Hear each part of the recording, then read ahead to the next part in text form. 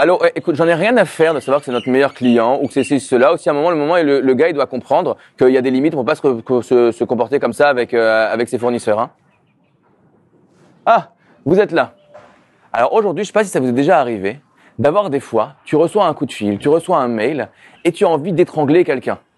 Alors quand tu as envie d'étrangler tes employés, c'est pas très sympa, ça laisse des marques, mais bon, parfois ça passe. Mais parfois tu as envie d'étrangler tes investisseurs, tes fournisseurs, tes clients. Et là, c'est un peu plus problématique. La Gemara nous dit la chose suivante.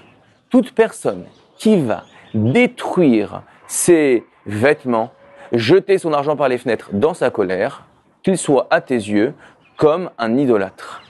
Pourquoi ? Parce que la colère nous fait faire des choses où nous sommes en complète perte de contrôle de nous-mêmes et nous allons arriver à une situation dans laquelle on va se faire du mal à soi-même.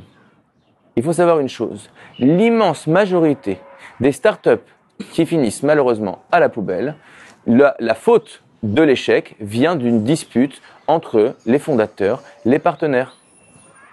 Comment est-ce qu'on fait pour arriver à ne pas se mettre en colère et de ne pas déchirer toute sa vie, toutes les choses qu'on a tellement investi pour construire, tout perdre en un instant? Pour ça, il y a 2 conseils. Premier conseil, il ne faut pas répondre de façon immédiate. D'accord ?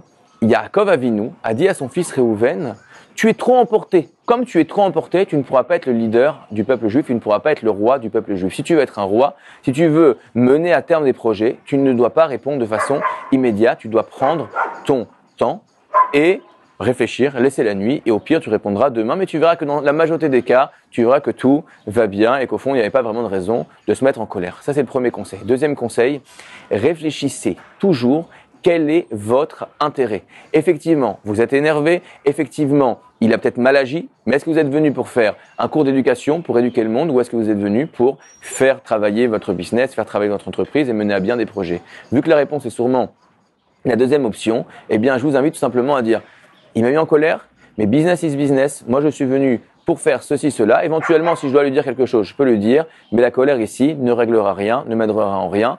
Et mon but, c'est de réussir. Excellente journée à tous.